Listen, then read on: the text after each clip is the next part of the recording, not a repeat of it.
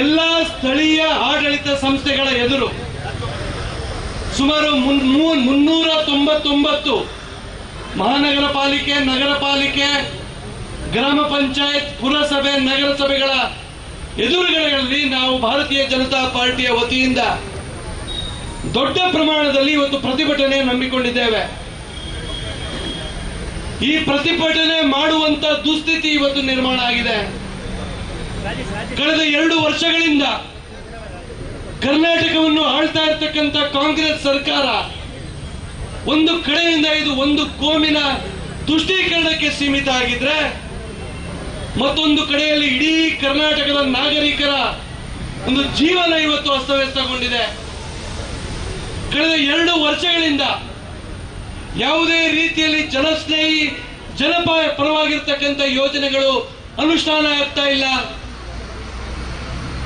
ಯಾವುದೇ ಒಂದು ವ್ಯವಸ್ಥೆ, ಒಂದು ಸರ್ಕಾರದ ಆಡಳಿತ ವ್ಯವಸ್ಥೆ ಸುಸೂತ್ರವಾಗಿ ನಡಿಬೇಕು ಅಂತ ಆದಾಗ ಸ್ಥಳೀಯ ಆಡಳಿತ ಅತ್ಯಂತ ಸಮರ್ಪಕವಾಗಿ ಕಾರ್ಯನಿರ್ವಹಿಸುವಂಥದ್ದು ಅತ್ಯಗತ್ಯ. ಇವತ್ತು ಸ್ಥಳೀಯ ಆಡಳಿತದಲ್ಲಿ ಯಾವ ಎಲ್ಲ ಯೋಜನೆಗಳು, ಯಾವ ಎಲ್ಲ ಸರ್ಕಾರಿ ವ್ಯವಸ್ಥೆಗಳು ಇವತ್ತು ಜಾರಿ ಆಗಬೇಕಾಗಿತ್ತ, ಅದ್ಯಾವುದು ಕೂಡ ಜಾರಿಯಾಗುವಂತಹ ಪರಿಸ್ಥಿತಿಯಲ್ಲಿಲ್ಲ. ಕಳೆದ 2 ವರ್ಷಗಳಿಂದ ಸ್ನೇಹಿತರೆ, ಒಂದೇ ಒಂದು ಆಶ್ರಯ ಯೋಜನೆ ಅಡಿಯಲ್ಲಿ ಮನೆಯನ್ನು ಕೊಡುವಂತಹ ಕೆಲಸ ಈ ಸರ್ಕಾರ ಮಾಡಿಲ್ಲ. ಬಡವರಿಗೆ, ದೀನ ದಲಿತರಿಗೆ, ಹಿಂದುಳಿದವರಿಗೆ ಏನು ಸರ್ಕಾರ ಮನೆಗಳನ್ನು ಆಶ್ರಯ ಯೋಜನೆ ಮುಖಾಂತರ ನಿರ್ಮಾಣ ಮಾಡಿ ಕೊಡಬೇಕಾ? ಇವತ್ತು ಕಳೆದ 2 ವರ್ಷಗಳಿಂದ ಒಂದೇ ಒಂದು ಮನೆಯನ್ನು ಕಟ್ಟಿಕೊಡುವಂತ ಯೋಗ್ಯತೆ ಸಿದ್ದರಾಮಯ್ಯ ಸರ್ಕಾರಕ್ಕೆ ಇಲ್ಲ. 9/11 ಮುಖಾಂತರ ಯಾವ ಒಂದು ವ್ಯವಸ್ಥೆ ಅಡಿಯಲ್ಲಿ ಗ್ರಾಮ ಪಂಚಾಯತ್ಗಳಿಗೆ ಯಾವ ಅಧಿಕಾರ ಇತ್ತ, ಅದನ್ನು ಕೂಡ ಇವತ್ತು ಭ್ರಷ್ಟಾಚಾರದ ಒಂದು ಕಾರಣಕ್ಕಾಗಿ ಅದನ್ನು ಕೇಂದ್ರೀಕರಣಗೊಳಿಸಿ ಸ್ಥಳೀಯ ಅಭಿವೃದ್ಧಿಯ ಪ್ರಾಧಿಕಾರದ ಮುಖಾಂತರ ಇವತ್ತು ಅದನ್ನು ಪಡೆದುಕೊಳ್ಳುವಂತಹ ಒಂದು ವ್ಯವಸ್ಥೆಯನ್ನು ಈ ಕಾಂಗ್ರೆಸ್ ಸರ್ಕಾರ ಜಾರಿ ಮಾಡಿರುವಂತದ್ದಿದೆ. 9/11 ಮುಖಾಂತರ ಏಕವಿನ್ಯಾಸ ನಕ್ಷೆಗಳು ಈ ಸರ್ಕಾರ ಬರುವುದಕ್ಕಿಂತ ಮೊದಲು ಆಯಾ ಪಂಚಾಯತ್ಗಳಲ್ಲಿ ಅಧಿಕಾರ ಇತ್ತು. ಇವತ್ತು ಆ ಅಧಿಕಾರವನ್ನು ಗ್ರಾಮ ಪಂಚಾಯತ್ನಿಂದ ಕಸಿದುಕೊಂಡು ಅದನ್ನು ಪ್ರಾಧಿಕಾರಕ್ಕೆ ಕೊಳ್ಳಲಾಗಿದೆ. ಆ ಪ್ರಾಧಿಕಾರದಲ್ಲಿ ಇವತ್ತು ಯಾವುದೇ ಮನೆಗಳಿಗೆ ಯಾವುದೇ 9/11 ನಕ್ಷೆ ಮಾಡಲಿಕ್ಕೆ ಇವತ್ತು ಅವರು ಅವಕಾಶ ಮಾಡಿ ಕೊಡ್ತಾ ಇಲ್ಲ. ಇಡೀ ದಕ್ಷಿಣ ಕನ್ನಡ, ಉಡುಪಿ ಜಿಲ್ಲೆಯಲ್ಲಿ ಸರಿಸುಮಾರು 5,000ಕ್ಕಿಂತ ಹೆಚ್ಚಿನ ಅರ್ಜಿಗಳು ಇವತ್ತು ಕೊಳಿತಾ ಬಿದ್ದಿದೆ. ಹಾಗಾದ್ರೆ ಬಡವರು ಮನೆ ನಿರ್ಮಾಣ ಮಾಡ್ಲಿಕ್ಕಿಲ್ವಾ? ಇವರು ಯಾಕೆ ಪ್ರಾಧಿಕಾರಗಳಿಗೆ ಅಧಿಕಾರವನ್ನು ಕೊಟ್ಟರು?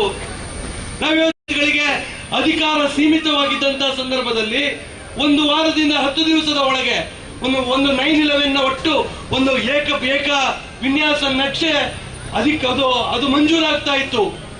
ಇವತ್ತು 2 ತಿಂಗಳು, 3 ತಿಂಗಳು, 4 ತಿಂಗಳು, 6 ತಿಂಗಳಾದ್ರೂ ಇವತ್ತು ಅದರ ಮಂಜೂರಾತಿ ಸಿಗ್ತಾ ಇಲ್ಲ. ಭ್ರಷ್ಟಾಚಾರದ ಕೂಪವಾಗಿ ಪರಿವರ್ತನೆ ಆಗಿರುವಂತದ್ದಿದೆ. ಇವತ್ತು ಈ ಭ್ರಷ್ಟಾಚಾರಕ್ಕೆ ಯಾವ ಎಲ್ಲ ವ್ಯವಸ್ಥೆಗಳು ಅನುಕೂಲಕರವಾಗುತ್ತೆ ಆ ಎಲ್ಲ ವ್ಯವಸ್ಥೆಗಳನ್ನು ಇವತ್ತು ಕಾಂಗ್ರೆಸ್ ಸರ್ಕಾರ ಜಾರಿ ಮಾಡಲಿಕ್ಕೆ ಹೊರಟಿರುವಂತದ್ದು. ಬಡ ರೈತರು, ನಮ್ಮ ಉಭಯ ಜಿಲ್ಲೆಗಳಲ್ಲಿ ಬಡ ರೈತರು ದೊಡ್ಡ ಪ್ರಮಾಣದಲ್ಲಿದ್ದಾರೆ. ಸರ್ಕಾರಿ ಭೂಮಿಗಳನ್ನು ಅವರು ಉಳುಮೆ ಮಾಡಿಕೊಂಡು ಆ ಮುಖಾಂತರ ಅಕ್ರಮ ಸಕ್ರಮದಲ್ಲಿ ಅರ್ಜಿಯನ್ನು ಸಲ್ಲಿಸಿ ಆ ಭೂಮಿಯನ್ನು ಸಕ್ರಮ ಮಾಡಿಕೊಳ್ಳುವಂತ ಒಂದು ವ್ಯವಸ್ಥೆಗೆ ಬಹುಕಾಲದಿಂದ ದಶಕಗಳ ಕಾಲದಿಂದ ನಮ್ಮ 2 ಜಿಲ್ಲೆಗಳಲ್ಲಿ, ರಾಜ್ಯದಲ್ಲಿ ಅವಕಾಶ ಇತ್ತು. ಇವತ್ತೇನಾಗಿದೆ ಪರಿಸ್ಥಿತಿ?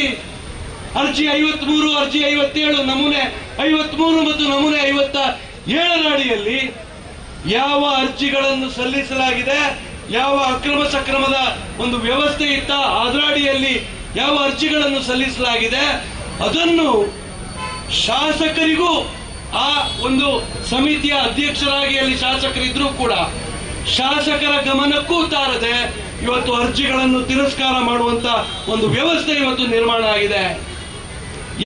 ಬೋಲೋ ಭಾರತ್ ಮಾತಾ ಕಿ. ಹಿಂದೂ ವಿರೋಧಿ ಸರ್ಕಾರಕ್ಕೆ, ಹಿಂದೂ ವಿರೋಧಿ ಸರ್ಕಾರಕ್ಕೆ ಕರ್ನಾಟಕ ಸರ್ಕಾರ ಸಂಧ್ಯಾ ಸಂಧ್ಯಾ ಸುರಕ್ಷೆಗೆ ಹಣವಿಲ್ಲ, ಹಗರಣಗಳಿಗೆ ಕೊನೆ ಇಲ್ಲ. ಸಂಧ್ಯಾ ಸುರಕ್ಷೆಗೆ ಹಣವಿಲ್ಲ, ಸಿಎಂ ಮುಡದಿಗೂ ಮೂಡ, ಕಾಂಗ್ರೆಸ್ ನನಲ ಬೋಡ. ಸಿಎಂ ಮುಡದಿಗೂ ಮೋಡ, ಕಾಂಗ್ರೆಸ್ ಸರ್ಕಾರ ನನಲ ಬೋಡ. ಸಿಎಂ ಮುಡದಿಗೂ ಮೂಡ, ಕಾಂಗ್ರೆಸ್ ಸರ್ಕಾರ ನನಲ ಬೋಡ. ಧಿಕ್ಕಾರ ಧಿಕ್ಕಾರ ಹಿಂದೂ ವಿರೋಧಿ ಕಾಂಗ್ರೆಸ್ ಸರ್ಕಾರಕ್ಕೆ, ಜನ ವಿರೋಧಿ ಕಾಂಗ್ರೆಸ್ ಸರ್ಕಾರಕ್ಕೆ.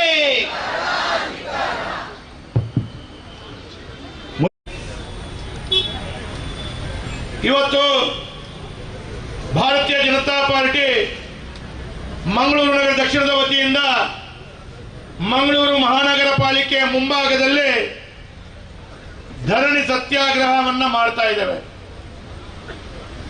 ಇವತ್ತು ಈ ಮಾಧ್ಯಮದ ಮುಖಾಂತರ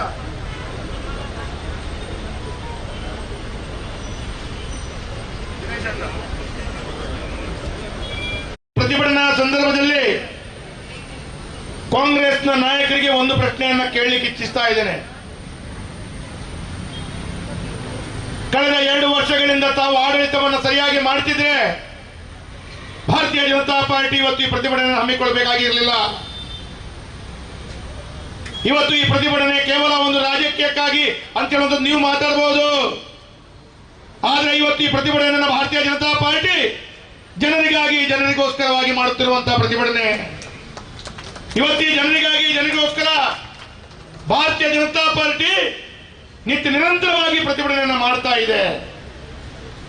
ಎಲ್ಲೋ ಒಂದು ಕಡೆ ಭಾರತೀಯ ಜನತಾ ಪಾರ್ಟಿಯ ಸಂಘಟನೆಗಾಗಿ ಮಾಡ್ತಾ ಇಲ್ಲ. ಸರ್ಕಾರದ ಇಲಾಖೆಯಲ್ಲಿ ದಿನನಿತ್ಯ ಮಂಗಳೂರಿನ ನಾಗರಿಕರು ಪಡುವಂತಹ ಕಷ್ಟ, ಮಂಗಳೂರಿನ ನಾಗರಿಕರು ಪ್ರತಿಯೊಂದು ಇಲಾಖೆಯಲ್ಲಿ ಪಡ್ತಿರುವಂತಹ ಕಷ್ಟದ ಬಗ್ಗೆ ಸರ್ಕಾರದ ಗಮನವನ್ನು ತರಬೇಕು. ನೀವು ಮಾಡಿದಂತ ಕರ್ಮ ನಿಮಗೆ ತೋರಿಸಬೇಕು ಅಂತ ಹೇಳುವ ಕಾರಣ ಇವತ್ತು ಭಾರತೀಯ ಜನತಾ ಪಾರ್ಟಿ ಜನರಿಗಾಗಿ ಪ್ರತಿಭಟನೆ ಮಾಡ್ತಾ ಇದೆ. ಇವತ್ತು ಮಂಗಳೂರಿನ ಜನತೆಗೆ ಅವರು ಆಗುವಂತ ಕಷ್ಟಗಳು, ಅವರು ಆಗುವಂತ ನಷ್ಟಗಳು, ಆಗುವಂತ ತೊಂದರೆಗಳನ್ನ ಭಾರತೀಯ ಜನತಾ ಪಾರ್ಟಿಯ ನಾಯಕರು ತಂದು ಹೇಳ್ತಾ ಇದ್ದಾರೆ. ಇವತ್ತು ನಾಯಕರು ಹೇಳುವಂತ ಸಂದರ್ಭದಲ್ಲಿ 10 ಹಲವು ವಿಚಾರಗಳನ್ನ ಇವತ್ತು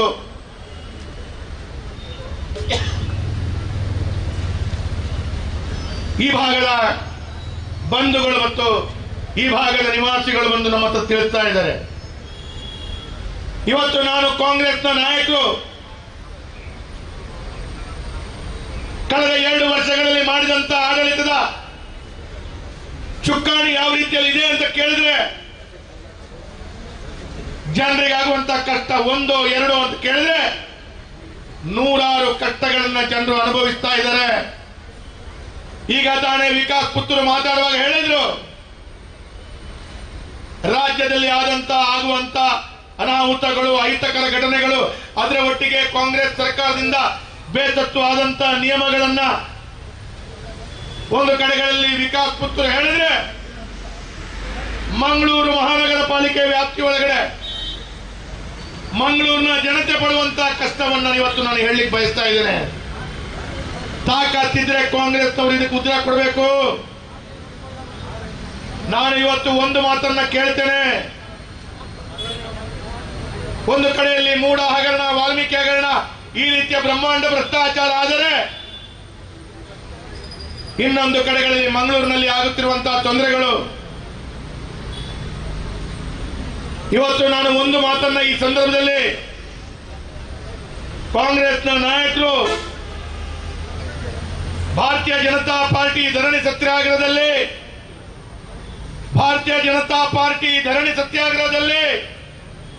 ಸರಿಸುಮಾರು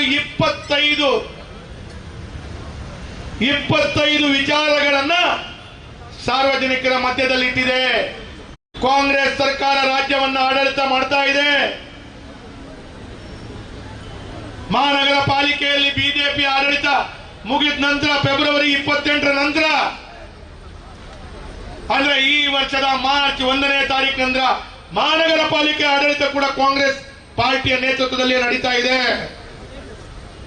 ಅಧಿಕಾರಿಗಳು ಕಾಂಗ್ರೆಸ್, ಇವತ್ತು ರಾಜ್ಯದ ಸರ್ಕಾರದ ಅಧಿಕಾರಿಗಳು. ಹಾಗಾಗಿ ಇವತ್ತು ಜಿಲ್ಲಾಧಿಕಾರಿಗಳು ಮತ್ತು ಮಹಾನಗರ ಪಾಲಿಕೆಯ ಕಮಿಷನರ್ ನೇತೃತ್ವದಲ್ಲಿ ಕಾಂಗ್ರೆಸ್ನ ಅಧೀನದಲ್ಲಿರುವಂತಹ ಅಧಿಕಾರಿಗಳು ಮಹಾನಗರ ಪಾಲಿಕೆ ನಡೆಸ್ತಾ ಇದ್ದಾರೆ. ನಾನಿವತ್ತು ಒಂದು ಪ್ರಶ್ನೆಯನ್ನ ಜಿಲ್ಲಾ ಉಸ್ತುವಾರಿ ಮಂತ್ರಿಗಳಿಗೆ ಕೇಳ್ತೇನೆ. ಇವತ್ತು ಮಂಗಳೂರಿನಲ್ಲಿ ಕಳೆದ ಒಂದು 10-25 ದಿವಸಗಳಲ್ಲಿ ಮಂಗಳೂರಿನಲ್ಲಿ ಬಹಳ ದೊಡ್ಡ ರೀತಿಯ ಪ್ರಕೃತಿ ವಿಕೋಪ ಆಯಿತು. ಫೆಬ್ರವರಿ 28ನೇ ತಾರೀಕಿಗೆ ನಮ್ಮ ಭಾರತೀಯ ಜನತಾ ಪಾರ್ಟಿಯ ಮಹಾನಗರ ಪಾಲಿಕೆ ಆಡಳಿತ ಮುಗಿದಿದೆ. ನಾನು ಶಾಸಕನಾಗಿ ನಾನು ಮತ್ತು ಭರತ್ ಶೆಟ್ಟಿ ಅವರು ಕಮಿಷನರ್ ಗಮನಕ್ಕೆ ತಂದಿದ್ದು, ಲೆಟರ್ ಕೊಡುವ ಮುಖಾಂತರ ಮಾರ್ಚ್ ತಿಂಗಳಲ್ಲಿ ಹೂಳೆತ್ತುವ ಕೆಲಸ ಕಾರ್ಯಗಳು ಮಾಡಿ. ಸ್ವಾಮಿ, ನೀವು ಮಾರ್ಚ್ ತಿಂಗಳಲ್ಲಿ ಹೂಳೆತ್ತಬೇಕಾದದ್ದು ಭಾರತೀಯ ಜನತಾ ಪಾರ್ಟಿ ಆಡಳಿತದಲ್ಲಿರುವಂತಹ ಸಂದರ್ಭದಲ್ಲಿ ಪ್ರತಿ ವರ್ಷ ಮಾರ್ಚ್ ತಿಂಗಳಲ್ಲಿ ಹೂಳೆತ್ತುವ ಕೆಲಸ ಕಾರ್ಯಗಳು ಮಾಡ್ತಾ ಇದ್ವಿ. ಕಳೆದ 5 ವರ್ಷದ ಭಾರತೀಯ ಜನತಾ ಪಾರ್ಟಿ ಆಡಳಿತದಲ್ಲಿ ಒಂದೇ ಒಂದು ಸಲ ಮಂಗಳೂರಿಗೆ ನೆರೆ ಬಂದದ್ದನ್ನ ತೋರಿಸಿ ಸ್ವಾಮಿ. ನೀವು ಮಾರ್ಚ್ ತಿಂಗಳಲ್ಲಿ ಹೂಳೆತ್ತಬೇಕಾದದ್ದು ನೀವು ಹೂಳೆತ್ತಿದ್ದು ಯಾವಾಗ ಪುಣ್ಯಾತ್ಮರೇ? ಮೇ ತಿಂಗಳಲ್ಲಿ ಹೂಳೆತ್ತುವ ಕೆಲಸ ಕಾರ್ಯಗಳ ಪ್ರಾರಂಭ ಮಾಡ್ತೀರಿ ನೀವು. ಮೇ ತಿಂಗಳಲ್ಲಿ ಹೂಳೆತ್ತುವಂತಹ ಕೆಲಸ ಕಾರ್ಯಗಳು ಮಾಡುವಂತ ಮುಂಜಾಗ್ರತಾ ಕ್ರಮವನ್ನ ಜಿಲ್ಲಾ ಉಸ್ತುವಾರಿ ಸಚಿವರು ಬಂದು ಮಾರ್ಚ್ ಅಥವಾ ಏಪ್ರಿಲ್ ತಿಂಗಳಲ್ಲಿ ಮುಂಜಾಗ್ರತಾ ಕ್ರಮ ಒಂದು ಸಭೆಯನ್ನ ಮಾಡಬೇಕಿತ್ತು. ನೀವು ಯೋಗ್ಯತೆ ಇದೆಯಾ ಸಭೆಯನ್ನ ಮಾಡೋದು? ಹೋದ ಪುಟ್ಟ ಬಂದ ಪುಟ್ಟ ಅಂತ ಹೇಳೋ ರೀತಿಯಲ್ಲಿ ಬೆಳಿಗ್ಗೆ ಬರ್ತೀರಾ, ಸಾಯಂಕಾಲ ವಿಮಾನದಲ್ಲಿ ಓಡ್ತೀರಾ. ಮಂಗಳೂರು ಮುಳುಗ್ತಾ ಇದೆ ಅಂತ ಹೇಳೋದ ದೃಷ್ಟಿಯಲ್ಲಿ ಮಂಗಳೂರಿಗೆ ಬಂದು ಒಂದು ಸಭೆ ಮಾಡುವಂತ ತಾಕತ್ತು ನಿಮ್ಗಿತ್ತ? ಮಾತಾಡಿದ್ರೆ ಭಾರತೀಯ ಜನತಾ ಪಾರ್ಟಿ ಆಡಳಿತ ಸ್ವಾಮಿ ಫೆಬ್ರವರಿ 28ನೇ ತಾರೀಕಿನ ಮುಂಚೆ ಹೂಳೆತ್ತಲಿಕ್ಕೆ ಆಗಲ್ಲ. ಮಾರ್ಚ್ ತಿಂಗಳಲ್ಲಿ ನಮ್ಮ ಮೇಯರ್ ಮತ್ತು ನಮ್ಮ ಆಡಳಿತದ ವ್ಯವಸ್ಥೆ ಅಧಿಕಾರದ ಅವರ ಕೊನೆಯಾಗಿದೆ. ಅದ ನಂತರ ಅಧಿಕಾರವನ್ನು ನಡೆಸುವವರು ಜಿಲ್ಲಾಡಳಿತ ಮತ್ತು ಮಹಾನಗರ ಪಾಲಿಕೆ. ದಿನೇಶ್ ಗುಂಡೂರಾವ್ ಅವರು ಇದಕ್ಕೆ ಉತ್ತರ ಕೊಡಬೇಕು. ಮಳೆ ಬಂದು 2 ಬಾರಿ ಮಂಗಳೂರು ಮುಳುಗುವಂತ ಪರಿಸ್ಥಿತಿ ಬಂದ್ರು ನಮ್ಮ ಜಿಲ್ಲೆಗೆ ಬಂದು ಒಂದು ಸಭೆಯನ್ನ ಮಾಡಿಲ್ಲ ನೀವು.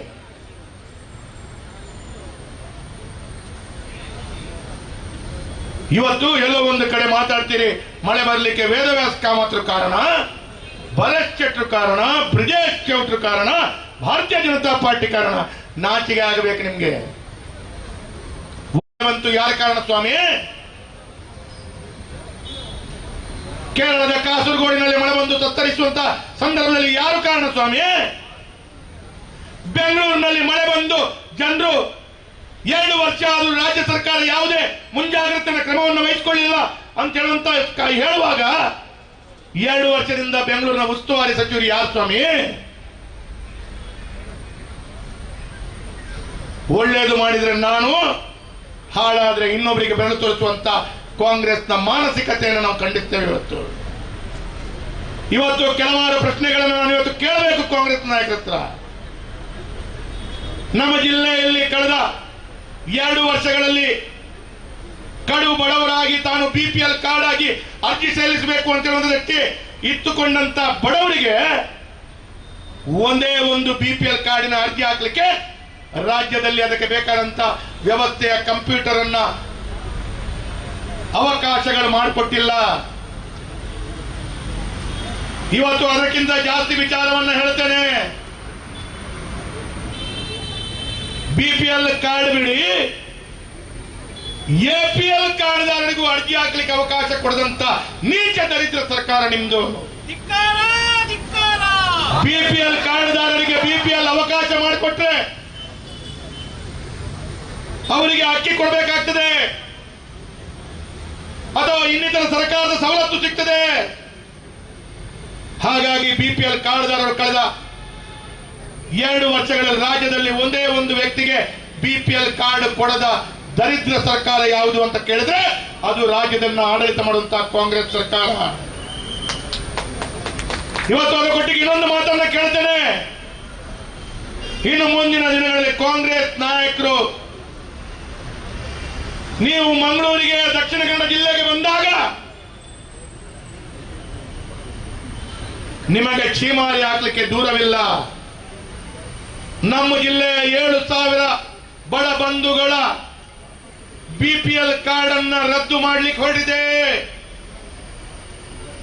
ಯಾಕೆ BPL ಕಾರ್ಡ್ ಅನ್ನು ರದ್ದು ಮಾಡುದು ಅಂತ ಕೇಳಿದ್ರೆ, ಅವರಿಗೆ ಅಕ್ಕಿ ಕೊಡ್ಲಿಕ್ಕೆ ಸರ್ಕಾರದ ಹತ್ರ ಹಣ ಇಲ್ಲ, ಅವರಿಗೆ ಕರೆಂಟ್ ಫ್ರೀ ಕೊಡಬೇಕು ಅಥವಾ ಇನ್ನಿತರ ಸರ್ಕಾರದ ಸವಲತ್ತು ಕೊಡಬೇಕು. ಆ ಸರ್ಕಾರದ ಸವಲತ್ತು ಕೊಡಬೇಕು ಅಂತ ಹೇಳುವ ಕಾರಣ 7,000ಕ್ಕೂ ಅಧಿಕ ಜನರ BPL ಕಾರ್ಡ್ ಅನ್ನ ತೆಗೆದು ಅವರನ್ನು APL ಮಾಡಿದ್ರೆ ಸರ್ಕಾರದ ಬೊಕ್ಕಸಕ್ಕೆ ಆ 7,000 ಜನರಿಗೆ ಕೊಡುವಂತ ಹಣ ಉಳಿತದೆ. ನಾಚಿಕೆ ಆಗಬೇಕು ನಿಮ್ಗೆ. ಮಾನ್ಯ ಮುಖ್ಯಮಂತ್ರಿಗಳೇ, ಸರ್ಕಾರದಲ್ಲಿ ಹಣ ಇಲ್ಲ ಅಂತೇಳಿ ಆದ್ರೆ ನಿಮ್ಮ ಐಷಾರಾಮಿ ಜೀವನದ ವ್ಯವಸ್ಥೆಯನ್ನ ಕಡಿತಗೊಳಿಸಿ, ನಿಮ್ಮ ಐಷಾರಾಮಿ ಹಿಂದುಗಡೆ ಮುಂದುಗಡೆ 10-20 ಕಾರುಗಳು ಓಡುವುದನ್ನು ನಿಲ್ಲಿಸಿ. ಅದು ಬಿಟ್ಟು ಬಡವರಿಗೆ ಕೊಡುವಂತ ಅಕ್ಕಿ ಪಡಿತರ ಚೀಟಿಯ ಮುಖಾಂತರ ಕೊಡುವಂತ ಅಕ್ಕಿಯನ್ನ BPL ಕಾರ್ಡ್ದಾರರನ್ನು APL ಕಾರ್ಡ್ ಆಗಿ ಮಾಡಬೇಡಿ. ಬಡವರ ಶಾಪ ತಟ್ಟದೆ ಬಿಡಲ್ಲ ನಿಮಗೆ. ನಾನು ಹೇಳುವುದು ಸುಳ್ಳು ಅಂತೇಳಿ ಆದ್ರೆ, ಮೊನ್ನೆ ನಮ್ಮ ಜಿಲ್ಲಾಧ್ಯಕ್ಷರ ಪತ್ರಿಕಾಗೋಷ್ಠಿಯಲ್ಲಿ ದಾಖಲೆ ಸಮೇತ ಕೊಟ್ಟಿದ್ದಾರೆ. ಇವತ್ತು ಇನ್ನೊಂದು ಮಾತನ್ನ ಕೇಳಬೇಕು. ಮಂಗಳೂರಿನಲ್ಲಿ ಇವತ್ತು ಮೂಡಾ ಕಚೇರಿ ಇದೆ. ನಗರದ ಅಭಿವೃದ್ಧಿಗಾಗಿ ಚಿಂತನೆ ಮಾಡಬೇಕಾದದ್ದು, ನಗರದ ಅಭಿವೃದ್ಧಿಗಾಗಿ ಪ್ಲಾನಿಂಗ್ ಮಾಡಬೇಕಾದಂತ ಮೂಡಾ ಕಚೇರಿ ಕಳೆದ 30-40 ವರ್ಷಗಳಿಂದ ಮೂಡಾ ಕಚೇರಿ ಕಾರ್ಯನಿರ್ವಹಿಸ್ತಾ ಇದೆ. ನಮ್ಮ ಸರ್ಕಾರದ ಸಂದರ್ಭದಲ್ಲಿ ಕೂಡ ಮೂಡಾ ಇಲಾಖೆ ಮುಖಾಂತರ ಪ್ಲಾನಿಂಗ್ ಅಥಾರಿಟಿನ ಮೂಡದ ಅಧ್ಯಕ್ಷರು ಮತ್ತು ಇನ್ನಿತರ ಅಧಿಕಾರಿಗಳು ಮಾಡ್ತಿರುವಂತಹ ಸಂದರ್ಭ. ಆದ್ರೆ ಇವತ್ತು ಮೂಡದ ಅಧ್ಯಕ್ಷರು ಸದಾಶಿವ ಉಳ್ಳಾಲ್ ಅವರು ಪಾಪ ಕಣ್ಣೀರು ಹಾಕ್ತಾ ಇದ್ದಾರೆ. ಮಂಗಳೂರಿನ ನಗರಾಭಿವೃದ್ಧಿ ಪ್ರಾಧಿಕಾರ ಮೂಡಾ ಮೀಟಿಂಗ್ ಅಲ್ಲಿ ಇಟ್ಟು ತೆಗೆದುಕೊಳ್ಬೇಕಾದ ನಿರ್ಣಯ ಸದಾಶಿವ ಉಳ್ಳಾಲ್ ಅವರ ಅಧ್ಯಕ್ಷರ ಕೈಯಲ್ಲಿ, ಕಾಂಗ್ರೆಸ್ ನಾಯಕರು ಅಧ್ಯಕ್ಷರಾದಂತಹ ಕೈಯಲ್ಲಿ ಅವರ ಇದ್ದಂತ ಪೆನ್ ಅನ್ನ ಕತ್ತುಕೊಂಡು ತೆಗೆದುಕೊಂಡು ಮೂಡಾದ ವ್ಯಾಪ್ತಿಗೆ ಅಧಿಕಾರ ಇಲ್ಲದ ರೀತಿಯಲ್ಲಿ ಮಾಡಿ ಮೂಡಾದ ಜವಾಬ್ದಾರಿಗಳನ್ನ ಬೆಂಗಳೂರಿನಲ್ಲಿ ಕೂತು ಮಂತ್ರಿಗಳು ಸಹಿ ಹಾಕ್ತಾರಂತೆ. ನಾಚಿಕೆ ಆಗಲ್ಲ ನಿಮ್ಗೆ? ಮಂಗಳೂರಿನ ಮೂಡಾವನ್ನ ATM ಕಾರ್ಡ್ ರೀತಿಯಲ್ಲಿ ಹಣ ಪಡಿಸ್ಕೊಳ್ಬೇಕು ಅಂತ ಹೇಳೋ ಕಾರಣ ಈ ನಿಯಮಗಳನ್ನು ತಂದಿದ್ದೀರಲ್ಲ. ಮೂಡಾದ ಕಚೇರಿಗೆ ಬೀಗ ಹಾಕ್ಬೇಡ ನೀವು. ಮೂಡಾದ ಕಚೇರಿಯಲ್ಲಿ ಇಟ್ಕೊಂಡು ಮೂಡಾದ ಕಚೇರಿಯ ಯಾವ ಕೆಲಸ ಕಾರ್ಯಗಳು ಮಾಡುವ ಅಧಿಕಾರ ಮೂಡಾದ ಅಧ್ಯಕ್ಷರಿಗೆ ಅಧಿಕಾರಿಗಳಿಲ್ಲ ಅಂತೇಳಿ ಆದ್ರೆ ಮೂಡಾದ ಕಚೇರಿಗೆ ಬೀಗ ಹಾಕಿ ಎಲ್ಲವೂ ಬೆಂಗಳೂರಿಗೆ ಕಳಿಸಿ. ಬೆಂಗಳೂರಿಗೆ ಫೈಲಲ್ಲಿ ಬಂದಂತ ಫೈಲಲ್ಲಿ ಹಣ ಎಷ್ಟು ಸಿಗುತ್ತೆ ಅಂತೇಳಿ ನೋಡಿ, ಅದರಿಂದ ನಿಮ್ಮ ಹೆಂಡತಿ ಮಕ್ಕಳ ಹೊಟ್ಟೆಯನ್ನ ತುಂಬಿಸಿಕೊಳ್ಳಿ ಅಂತ ಹೇಳುವಂತ ಮಾತನ್ನ ಇವತ್ತು ಹೇಳ್ತಾ ಇದ್ದಾರೆ ಜನರು. ನಾನು ಹೇಳ್ತಾ ಇಲ್ಲ, ಜನರು ಹೇಳ್ತಾ ಇದ್ದಾರೆ, ನಾನು ಹೇಳ್ತಾ ಇಲ್ಲ. ಮೊನ್ನೆ ತಾಲೂಕು ಕಚೇರಿಯ ತಹಶೀಲ್ದಾರ್ ಕಚೇರಿಗೆ ಹೋಗಿ ಕೃಷ್ಣ ಬೈರೇಗೌಡ ಕಂದಾಯ ಮಂತ್ರಿ ಹೇಳ್ತಾ ಇದ್ದಾರೆ, ನೀವು ರೇಟ್ ಲಿಸ್ಟ್ ಹಾಕಿದ್ದೀರಾ, ಯಾವ ಕೆಲಸಕ್ಕೆ ಎಷ್ಟೆಷ್ಟು ಹಣ ಅಂತೇಳಿ ತಹಶೀಲ್ದಾರ್ ರೇಟ್ ಲಿಸ್ಟ್ ಹಾಕಿದ್ದಾರೆ ಅಂತೇಳಿ ಕೃಷ್ಣ ಬೈರೇಗೌಡರು ಕಂದಾಯ ಮಂತ್ರಿಗಳು ಹೋಗಿ ಅವರ ಅಧಿಕಾರಿಯನ್ನ ತರಾಟೆ ತೆಗೆದುಕೊಳ್ತಾರೆ ಅಂತೇಳಿ. ಆದ್ರೆ ವೇದವ್ಯಾಸ ಕಾಮತ್ ಹೇಳಿದ್ರೆ ಇದು ರಾಜಕೀಯ, ಕೃಷ್ಣ ಬೈರೇಗೌಡರು ಹೇಳಿದ್ರೆ ರಾಜಕೀಯ ಅಲ್ವಾ? ಅದು ಕೃಷ್ಣ ಬೈರೇಗೌಡರು ಹೇಳಿದ್ರೆ ಅಧಿಕಾರಿಗಳು ಸರಿ ಇಲ್ಲ, ವೇದವ್ಯಾಸ ಕಾಮತ್ ಹೇಳಿದ್ರೆ ಅಧಿಕಾರಿ ಸರಿ ಇದ್ದಾರ? ಉತ್ತರ ಕೊಡ್ಬೇಕಲ್ಲ ನೀವು. ಇವತ್ತು ಮೂಡಾದ ಕಚೇರಿಯಲ್ಲಿ ಕಡು ಬಡವರು ಎಲ್ಲೋ ಒಂದು ಕಡೆ ರಸ್ತೆಯ ಅಂತ್ಯದಲ್ಲಿ ಟೆಕ್ ಅಂಡ್ ಪ್ರಾಪರ್ಟಿ ಅಂತ ನನ್ನ ಮನೆ ಇದೆ, ಆ ಮನೆಯನ್ನ ನಾನು ರಿಪೇರಿ ಮಾಡಬೇಕು ಅಂತೇಳಿ ಮೂಡಕ್ಕೆ ಅರ್ಜಿ ಹಾಕಿದ್ರೆ ನಿಮ್ಮದು ಟೆಕ್ ಅಂಡ್ ಪ್ರಾಪರ್ಟಿ ನಿಮ್ಗೆ ಸಿಂಗಲ್ ಸೈಟ್ ಕೊಡ್ಲಿಕ್ಕಾಗಲ್ಲ, ಲೈಸೆನ್ಸ್ ಕೊಡ್ಲಿಕ್ಕಾಗಲ್ಲ. ಏನು ಮಾಡ್ಬೇಕು ಸ್ವಾಮಿ ಆ ಜಾಗವನ್ನು ಇಟ್ಕೊಂಡ ಬಡವ?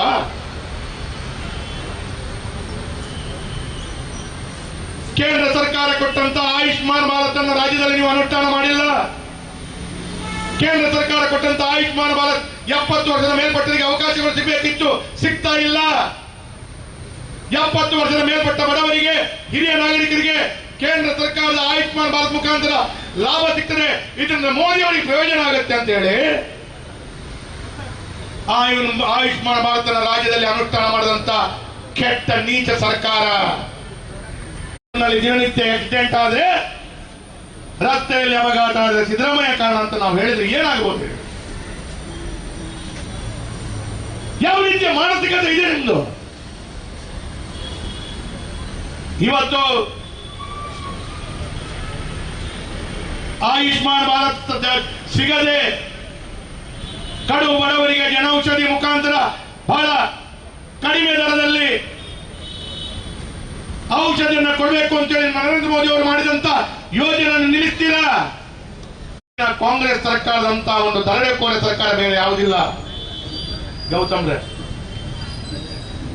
ಯಾಕೆ ಈ ಮಾತನ್ನ ಕೇಳ್ತೇನೆ ಅಂತ ಹೇಳಿದ್ರೆ, ಭಾರತದಲ್ಲಿ ಯಾವುದೇ ಸರ್ಕಾರ, ಇದನ್ನು ಬಹಳ ಗಮನವಿಟ್ಟು ಕೇಳಿ, ಭಾರತದಲ್ಲಿ ಯಾವುದೇ ಸರ್ಕಾರ ಈ ಹಿಂದೆ ಬಂದಿರಬಹುದು, ಇನ್ನು ಮುಂದೆ ಬರಬಹುದು, ಹುಟ್ಟುವವರಿಗೆ ಮತ್ತು ಸಾಯುವವರಿಗೆ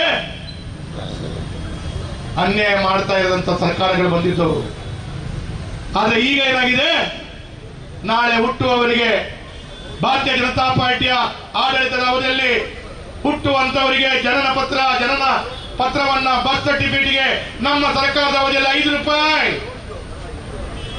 ಹುಟ್ಟುವವರಿಗೆ ಖುಷಿಯಲ್ಲಿ 5 ರೂಪಾಯಿಯಲ್ಲಿ ಜನನ ಪತ್ರ ಬರ್ತ್ ಸರ್ಟಿಫಿಕೇಟ್ ಅನ್ನು ನಾವು ಕೊಡ್ತಿದ್ವಿ. ಎಲ್ಲ ಒಂದು ಕಡೆ ಜೀವವನ್ನು ಕಳ್ಕೊಂಡಂತ ಸತ್ತವ ಕುಟುಂಬದವರಿಗೆ ಕಣ್ಣೀರು ಬರಬಾರದು ಅಂತೇಳಿ ಮರಣ ಪತ್ರ ಡೆತ್ ಸರ್ಟಿಫಿಕೇಟ್ ಕೂಡ 5 ರೂಪಾಯಿ ಇತ್ತು. ನಮ್ಮ ಮನೆಯನ್ನ ರಿಜಿಸ್ಟ್ರೇಷನ್ ಮಾಡ್ಕೊಳ್ಬೇಕು ಅಂತೇಳಿ ಆದ್ರೆ ಅದು ಮಾತ್ರವಲ್ಲ, ಮಂಗಳೂರು ನಗರ ಪಾಲಿಕೆ ಒಳಗಡೆ ಎಲ್ಲೋ ಒಂದು ಕಡೆ ಕೃಷಿ ಭೂಮಿ ಇದ್ದಲ್ಲಿ, ಒಂದು ಕಡೆ ಕೃಷಿ ಭೂಮಿ ಇದೆ, ನಾನೊಂದು ಕೃಷಿಕ, ನಾನು ಅಗ್ರಿಕಲ್ಚರಿಸ್ಟ್ ಅಂತೇಳಿ ಆದ್ರೆ ನಗರ ಪಾಲಿಕೆ ಒಳಗಡೆ ಅಗ್ರಿಕಲ್ಚರ್ ಜಾಗವನ್ನ ರಿಜಿಸ್ಟ್ರೇಷನ್ ಮಾಡಲಿಕ್ಕೆ ಜನರ ಜೇಬು ಬತ್ತಿದೆ, ಜನರ ಜೇಬು ಬತ್ತಿದೆ, ಜನ ವಿರೋಧಿ ಕಾಂಗ್ರೆಸ್ ಸರ್ಕಾರಕ್ಕೆ ಭಾರತ್ ಮಾತಾ ಕಿ.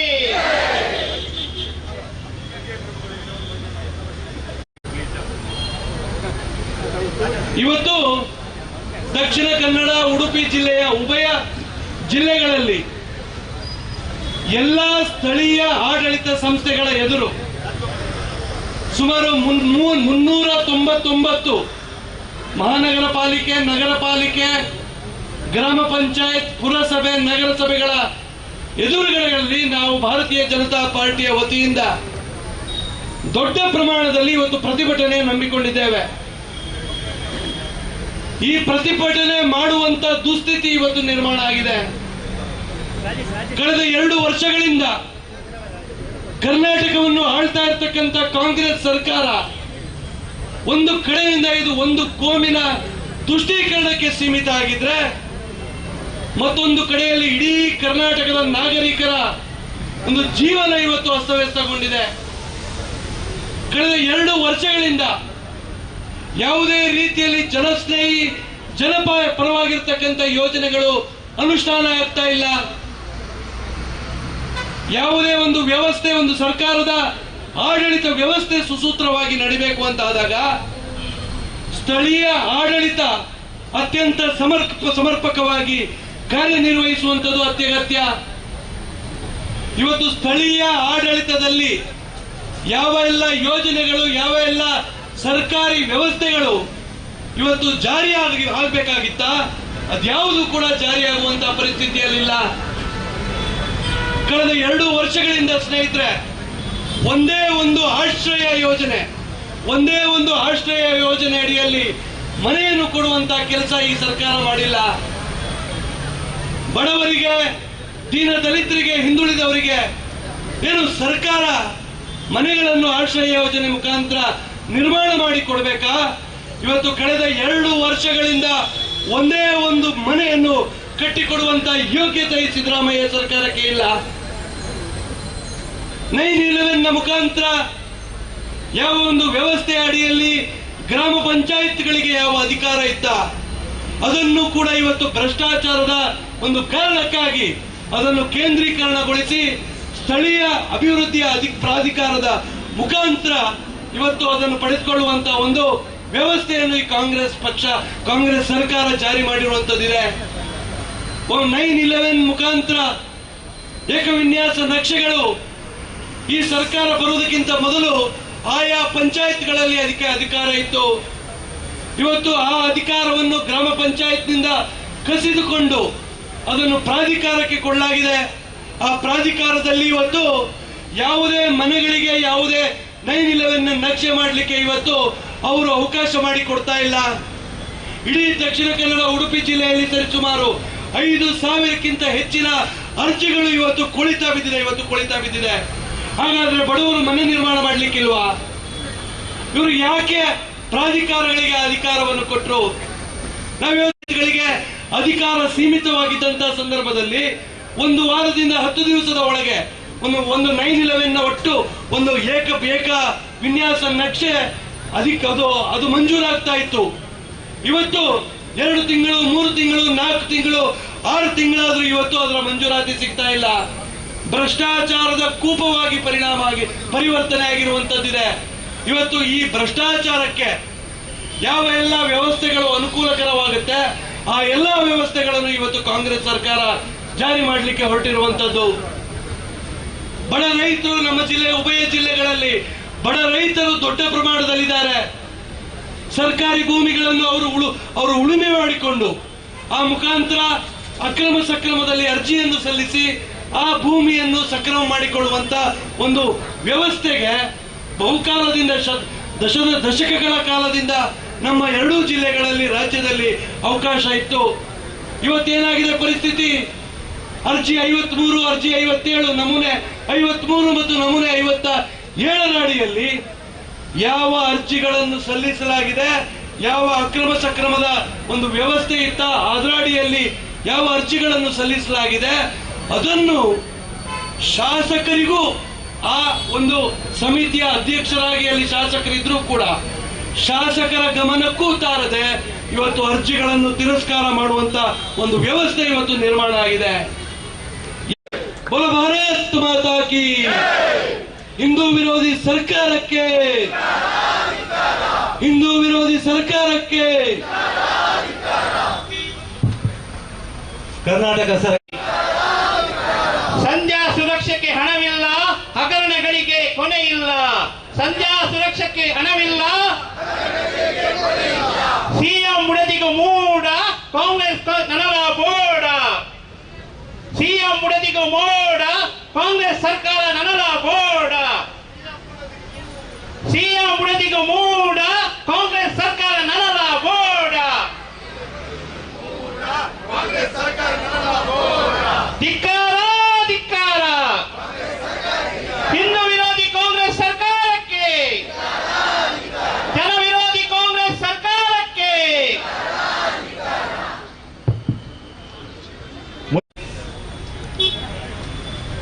ಇವತ್ತು ಭಾರತೀಯ ಜನತಾ ಪಾರ್ಟಿ ಮಂಗಳೂರು ನಗರ ದಕ್ಷಿಣದ ವತಿಯಿಂದ ಮಂಗಳೂರು ಮಹಾನಗರ ಪಾಲಿಕೆಯ ಮುಂಭಾಗದಲ್ಲಿ ಧರಣಿ ಸತ್ಯಾಗ್ರಹವನ್ನ ಮಾಡ್ತಾ ಇದ್ದೇವೆ. ಇವತ್ತು ಈ ಮಾಧ್ಯಮದ ಮುಖಾಂತರ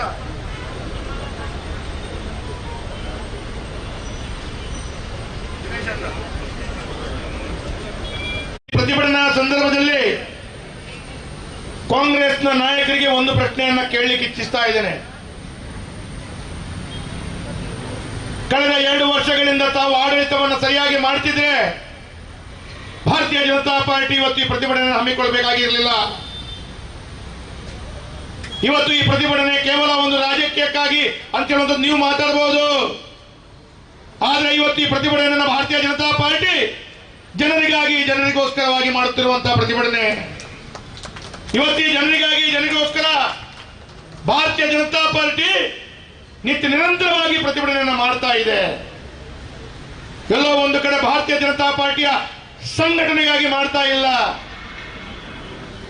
ಸರ್ಕಾರದ ಇಲಾಖೆಯಲ್ಲಿ ದಿನನಿತ್ಯ ಮಂಗಳೂರಿನ ನಾಗರಿಕರು ಪಡುವಂತಹ ಕಷ್ಟ,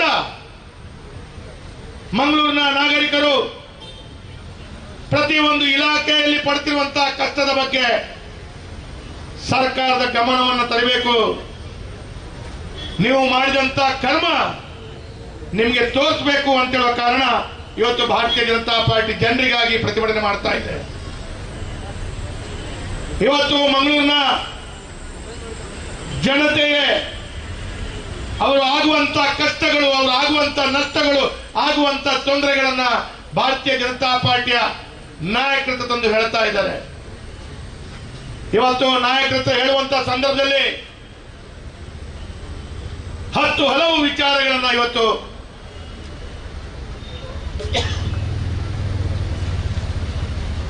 ಈ ಭಾಗದ ಬಂಧುಗಳು ಮತ್ತು ಈ ಭಾಗದ ನಿವಾಸಿಗಳು ಬಂದು ನಮ್ಮ ಹತ್ರ ತಿಳಿಸ್ತಾ ಇದ್ದಾರೆ.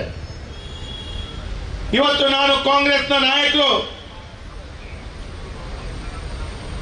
ಕಳೆದ 2 ವರ್ಷಗಳಲ್ಲಿ ಮಾಡಿದಂತ ಆಡಳಿತದ ಚುಕ್ಕಾಣಿ ಯಾವ ರೀತಿಯಲ್ಲಿ ಇದೆ ಅಂತ ಕೇಳಿದ್ರೆ, ಜನರಿಗಾಗುವಂತ ಕಷ್ಟ 1, 2 ಅಂತ ಕೇಳಿದ್ರೆ 100 ಕಷ್ಟಗಳನ್ನ ಜನರು ಅನುಭವಿಸ್ತಾ ಇದ್ದಾರೆ. ಈಗ ತಾನೇ ವಿಕಾಸ್ ಪುತ್ತೂರು ಮಾತಾಡುವಾಗ ಹೇಳಿದ್ರು,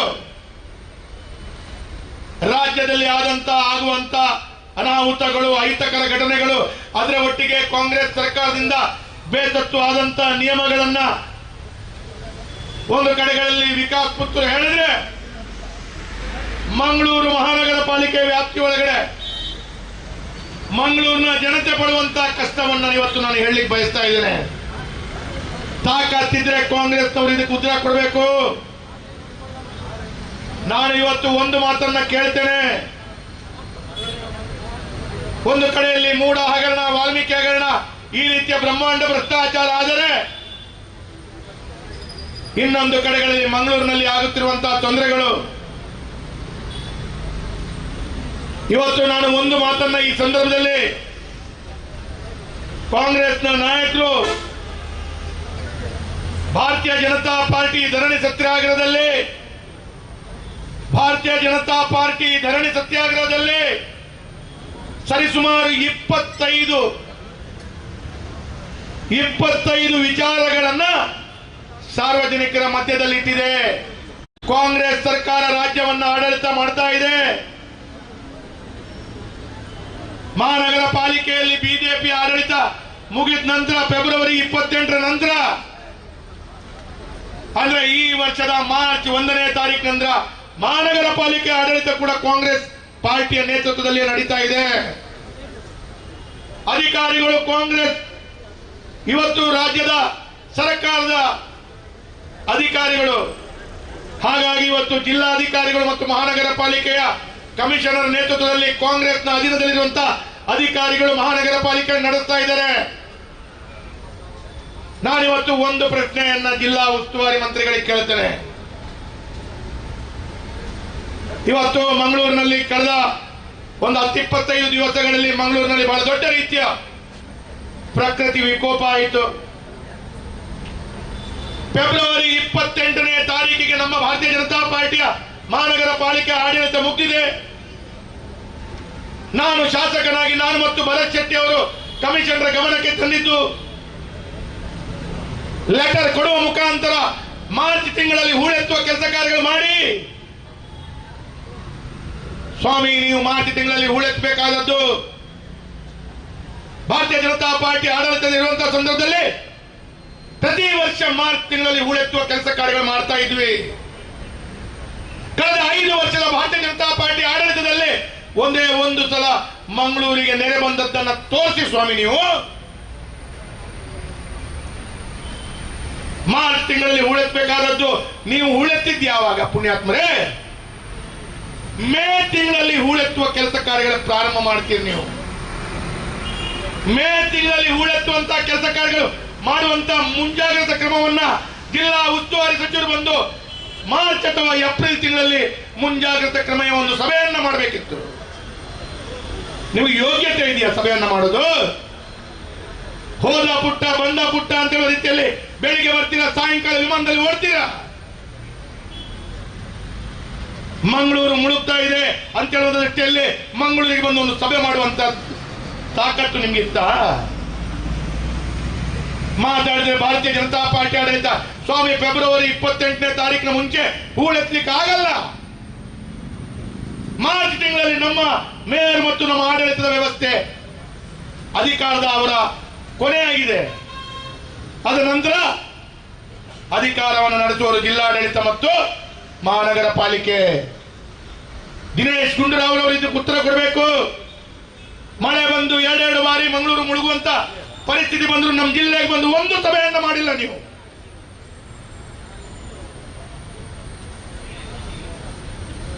ಇವತ್ತು ಎಲ್ಲೋ ಒಂದು ಕಡೆ ಮಾತಾಡ್ತೀರಿ ಮಳೆ ಬರಲಿಕ್ಕೆ ವೇದವ್ಯಾಸ ಕಾಮತ್ರ ಕಾರಣ, ಭರತ್ ಶೆಟ್ರು ಕಾರಣ, ಬ್ರಿಜೇಶ್ ಚೌಟ್ರು ಕಾರಣ, ಭಾರತೀಯ ಜನತಾ ಪಾರ್ಟಿ ಕಾರಣ. ನಾಚಿಗೆ ಆಗಬೇಕು ನಿಮ್ಗೆ. ಮಳೆ ಬಂತು ಯಾರ ಕಾರಣ ಸ್ವಾಮಿ? ಕೇರಳದ ಕಾಸರಗೋಡಿನಲ್ಲಿ ಮಳೆ ಬಂದು ತತ್ತರಿಸುವಂತ ಸಂದರ್ಭದಲ್ಲಿ ಯಾರು ಕಾರಣ ಸ್ವಾಮಿ? ಬೆಂಗಳೂರಿನಲ್ಲಿ ಮಳೆ ಬಂದು ಜನರು 2 ವರ್ಷ ಆದರೂ ರಾಜ್ಯ ಸರ್ಕಾರ ಯಾವುದೇ ಮುಂಜಾಗ್ರತೆ ಕ್ರಮವನ್ನು ವಹಿಸಿಕೊಳ್ಳಿಲ್ಲ ಅಂತ ಹೇಳುವಾಗ 2 ವರ್ಷದಿಂದ ಬೆಂಗಳೂರಿನ ಉಸ್ತುವಾರಿ ಸಚಿವರು ಯಾರು ಸ್ವಾಮಿ?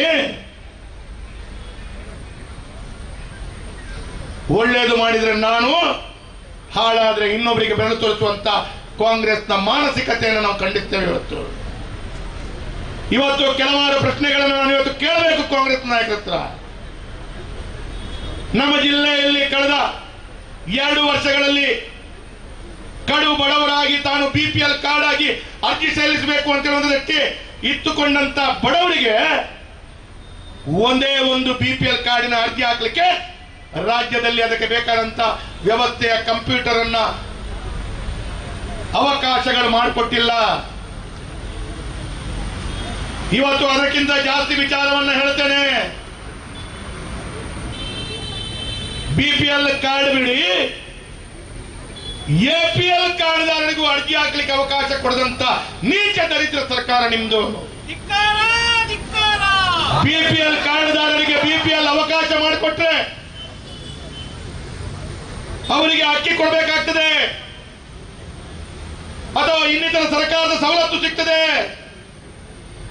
ಹಾಗಾಗಿ BPL ಕಾರ್ಡ್ದಾರರು ಕಳೆದ 2 ವರ್ಷಗಳಲ್ಲಿ ರಾಜ್ಯದಲ್ಲಿ ಒಂದೇ ಒಂದು ವ್ಯಕ್ತಿಗೆ BPL ಕಾರ್ಡ್ ಕೊಡದ ದರಿದ್ರ ಸರ್ಕಾರ ಯಾವುದು ಅಂತ ಕೇಳಿದ್ರೆ ಅದು ರಾಜ್ಯದನ್ನ ಆಡಳಿತ ಮಾಡುವಂತಹ ಕಾಂಗ್ರೆಸ್ ಸರ್ಕಾರ. ಇವತ್ತು ಅದರ ಕೊಟ್ಟಿಗೆ ಇನ್ನೊಂದು ಮಾತನ್ನ ಕೇಳ್ತೇನೆ. ಇನ್ನು ಮುಂದಿನ ದಿನಗಳಲ್ಲಿ ಕಾಂಗ್ರೆಸ್ ನಾಯಕರು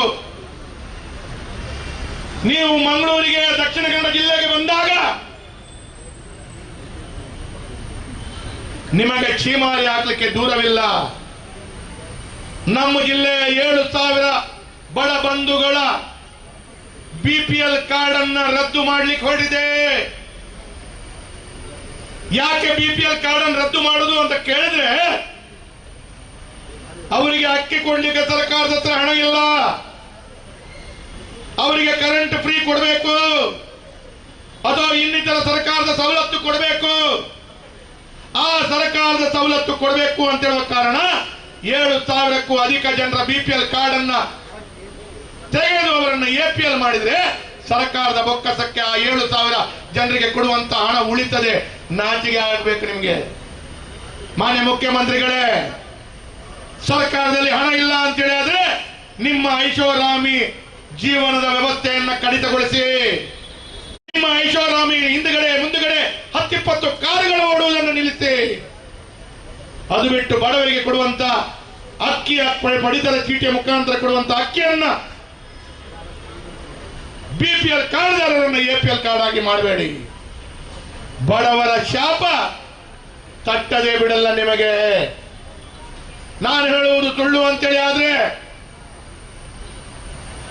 ಮೊನ್ನೆ ನಮ್ಮ ಜಿಲ್ಲಾಧ್ಯಕ್ಷರ ಪತ್ರಿಕಾಗೋಷ್ಠಿಯಲ್ಲಿ ದಾಖಲೆ ಸಮೇತ ಕೊಟ್ಟಿದ್ದಾರೆ. ಇವತ್ತು ಇನ್ನೊಂದು ಮಾತನ್ನ ಕೇಳಬೇಕು. ಮಂಗಳೂರಿನಲ್ಲಿ ಇವತ್ತು ಮೂಡಾ ಕಚೇರಿ ಇದೆ. ನಗರದ ಅಭಿವೃದ್ಧಿಗಾಗಿ ಚಿಂತನೆ ಮಾಡಬೇಕಾದದ್ದು, ನಗರದ ಅಭಿವೃದ್ಧಿಗಾಗಿ ಪ್ಲಾನಿಂಗ್ ಮಾಡಬೇಕಾದಂತ ಮೂಡಾ ಕಚೇರಿ ಕಳೆದ 30-40 ವರ್ಷಗಳಿಂದ ಮೂಡಾ ಕಚೇರಿ ಕಾರ್ಯನಿರ್ವಹಿಸ್ತಾ ಇದೆ. ನಮ್ಮ ಸರ್ಕಾರದ ಸಂದರ್ಭದಲ್ಲಿ ಕೂಡ ಮೂಡಾ ಇಲಾಖೆ ಮುಖಾಂತರ ಪ್ಲಾನಿಂಗ್ ಅಥಾರಿಟಿನ ಮೂಡದ ಅಧ್ಯಕ್ಷರು ಮತ್ತು ಇನ್ನಿತರ ಅಧಿಕಾರಿಗಳು ಮಾಡ್ತಿರುವಂತ ಸಂದರ್ಭ. ಆದ್ರೆ ಇವತ್ತು ಮೂಡದ ಅಧ್ಯಕ್ಷರು ಸದಾಶಿವ ಉಳ್ಳಾಲ್ ಅವರು ಪಾಪ ಕಣ್ಣೀರು ಹಾಕ್ತಾ ಇದ್ದಾರೆ. ಮಂಗಳೂರಿನ ನಗರಾಭಿವೃದ್ಧಿ ಪ್ರಾಧಿಕಾರ ಮೂಡ ಮೀಟಿಂಗ್ ಅಲ್ಲಿ ಇಟ್ಟು ತೆಗೆದುಕೊಳ್ಬೇಕಾದ ನಿರ್ಣಯ ಸದಾಶಿವ ಉಳ್ಳಾಲ್ ಅವರ ಅಧ್ಯಕ್ಷರ ಕೈಯಲ್ಲಿ, ಕಾಂಗ್ರೆಸ್ ನಾಯಕರು ಅಧ್ಯಕ್ಷರಾದಂತ ಕೈಯಲ್ಲಿ ಅವರ ಇದ್ದಂತ ಪೆನ್ ಅನ್ನ ತೆಗೆದುಕೊಂಡು ಮೂಡಾದ ವ್ಯಾಪ್ತಿಗೆ ಅಧಿಕಾರ ಇಲ್ಲದ ರೀತಿಯಲ್ಲಿ ಮಾಡಿ ಮೂಡಾದ ಜವಾಬ್ದಾರಿಗಳನ್ನ ಬೆಂಗಳೂರಿನಲ್ಲಿ ಕೂತು ಮಂತ್ರಿಗಳು ಸಹಿ ಹಾಕ್ತಾರಂತೆ. ನಾಚಿಕೆ ಆಗಲ್ಲ ನಿಮ್ಗೆ? ಮಂಗಳೂರಿನ ಮೂಡವನ್ನ ಎಟಿಎಂ ಕಾರ್ಡ್ ರೀತಿಯಲ್ಲಿ ಹಣ ಪಡೆದುಕೊಳ್ಬೇಕು ಅಂತ ಹೇಳೋ ಕಾರಣ ಈ ನಿಯಮಗಳನ್ನು ತಂದಿದ್ದೀರಲ್ಲ. ಮೂಡಾದ ಕಚೇರಿಗೆ ಬೀಗ ಹಾಕ್ಬೇಡ ನೀವು. ಮೂಡಾದ ಕಚೇರಿಯಲ್ಲಿ ಇಟ್ಕೊಂಡು ಮೂಡಾದ ಕಚೇರಿಯ ಯಾವ ಕೆಲಸ ಕಾರ್ಯಗಳು ಮಾಡುವ ಅಧಿಕಾರ ಮೂಡಾದ ಅಧ್ಯಕ್ಷರಿಗೆ ಅಧಿಕಾರಿಗಳಿಲ್ಲ ಅಂತೇಳಿ ಆದ್ರೆ ಮೂಡಾದ ಕಚೇರಿಗೆ ಬೀಗ ಹಾಕಿ ಎಲ್ಲವೂ ಬೆಂಗಳೂರಿಗೆ ಕಳಿಸಿ. ಬೆಂಗಳೂರಿಗೆ ಬಯಲಲ್ಲಿ ಬಂದಂತ ಫೈಲಲ್ಲಿ ಹಣ ಎಷ್ಟು ಸಿಗುತ್ತೆ ಅಂತೇಳಿ ನೋಡಿ, ಅದರಿಂದ ನಿಮ್ಮ ಹೆಂಡತಿ ಮಕ್ಕಳ ಹೊಟ್ಟೆಯನ್ನು ತುಂಬಿಸಿಕೊಳ್ಳಿ ಅಂತ ಹೇಳುವಂತ ಮಾತನ್ನ ಇವತ್ತು ಹೇಳ್ತಾ ಇದ್ದಾರೆ ಜನರು. ನಾನು ಹೇಳ್ತಾ ಇಲ್ಲ, ಜನರು ಹೇಳ್ತಾ ಇದ್ದಾರೆ, ನಾನು ಹೇಳ್ತಾ ಇಲ್ಲ. ಮೊನ್ನೆ ತಾಲೂಕು ಕಚೇರಿಯ ತಹಶೀಲ್ದಾರ್ ಕಚೇರಿಗೆ ಹೋಗಿ ಕೃಷ್ಣ ಬೈರೇಗೌಡ ಕಂದಾಯ ಮಂತ್ರಿಯೇ ಹೇಳ್ತಾ ಇದ್ದಾರೆ, ನೀವು ರೇಟ್ ಲಿಸ್ಟ್ ಹಾಕಿದ್ದೀರಾ, ಯಾವ ಕೆಲಸಕ್ಕೆ ಎಷ್ಟೆಷ್ಟು ಹಣ ಅಂತೇಳಿ ತಹಶೀಲ್ದಾರ್ ರೇಟ್ ಲಿಸ್ಟ್ ಹಾಕಿದ್ದಾರೆ ಅಂತೇಳಿ ಕೃಷ್ಣ ಬೈರೇಗೌಡರು ಕಂದಾಯ ಮಂತ್ರಿಗಳು ಹೋಗಿ ಅವರ ಅಧಿಕಾರಿಯನ್ನ ತರಾಟೆ ತೆಗೆದುಕೊಳ್ತಾರೆ ಅಂತೇಳಿ. ಆದ್ರೆ ವೇದವ್ಯಾಸ ಕಾಮತ್ ಹೇಳಿದ್ರೆ ಇದು ರಾಜಕೀಯ, ಕೃಷ್ಣ ಬೈರೇಗೌಡರು ಹೇಳಿದ್ರೆ ರಾಜಕೀಯ ಅಲ್ವಾ? ಅದು ಕೃಷ್ಣ ಬೈರೇಗೌಡರು ಹೇಳಿದ್ರೆ ಅಧಿಕಾರಿಗಳು ಸರಿ ಇಲ್ಲ, ವೇದವ್ಯಾಸ ಕಾಮತ್ ಹೇಳಿದ್ರೆ ಅಧಿಕಾರಿ ಸರಿ ಇದ್ದಾರ? ಉತ್ತರ ಕೊಡ್ಬೇಕಲ್ಲ ನೀವು. ಇವತ್ತು ಮೂಡದ ಕಚೇರಿಯಲ್ಲಿ ಕಡು ಬಡವರು ಎಲ್ಲೋ ಒಂದು ಕಡೆ ರಸ್ತೆಯ ಅಂತ್ಯದಲ್ಲಿ ಟೆಕ್ ಅಂಡ್ ಪ್ರಾಪರ್ಟಿ ಅಂತ ನನ್ನ ಮನೆ ಇದೆ, ಆ ಮನೆಯನ್ನ ನಾನು ರಿಪೇರಿ ಮಾಡಬೇಕು ಅಂತೇಳಿ ಮೂಡ ಅರ್ಜಿ ಹಾಕಿದ್ರೆ ನಿಮ್ಮದು ಟೆಕ್ ಅಂಡ್ ಪ್ರಾಪರ್ಟಿ ನಿಮ್ಗೆ ಸಿಂಗಲ್ ಸೈಟ್ ಕೊಡ್ಲಿಕ್ಕಾಗಲ್ಲ, ಲೈಸೆನ್ಸ್ ಕೊಡ್ಲಿಕ್ಕಾಗಲ್ಲ. ಏನು ಮಾಡ್ಬೇಕು ಸ್ವಾಮಿ ಆ ಜಾಗವನ್ನು ಇಟ್ಕೊಂಡ ಬಡವ?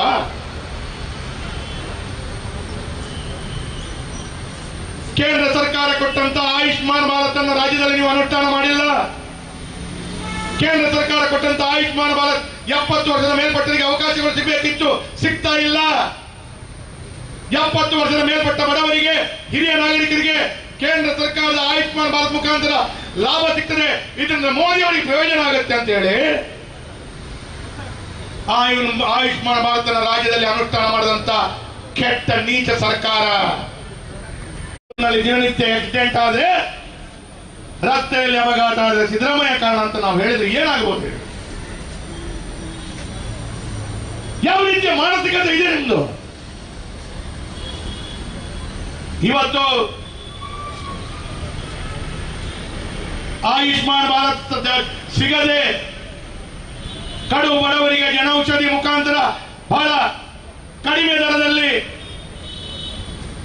ಔಷಧಿಯನ್ನು ಕೊಡಬೇಕು ಅಂತೇಳಿ ನರೇಂದ್ರ ಮೋದಿ ಅವರು ಮಾಡಿದಂತ ಯೋಜನೆಯನ್ನು ನಿಲ್ಲಿಸ್ತೀರಾ? ಕಾಂಗ್ರೆಸ್ ಸರ್ಕಾರದಂತ ಒಂದು ದರೋಡೆಕೋರ ಸರ್ಕಾರ ಬೇರೆ ಯಾವುದಿಲ್ಲ. ಗೌತಮ್ರೆ, ಯಾಕೆ ಈ ಮಾತನ್ನ ಕೇಳ್ತೇನೆ ಅಂತ ಹೇಳಿದ್ರೆ, ಭಾರತದಲ್ಲಿ ಯಾವುದೇ ಸರ್ಕಾರ, ಇದನ್ನು ಬಹಳ ಗಮನವಿಟ್ಟು ಕೇಳಿ, ಭಾರತದಲ್ಲಿ ಯಾವುದೇ ಸರ್ಕಾರ ಈ ಹಿಂದೆ ಬಂದಿರಬಹುದು, ಇನ್ನು ಮುಂದೆ ಬರಬಹುದು, ಹುಟ್ಟುವವರಿಗೆ ಮತ್ತು ಸಾಯುವವರಿಗೆ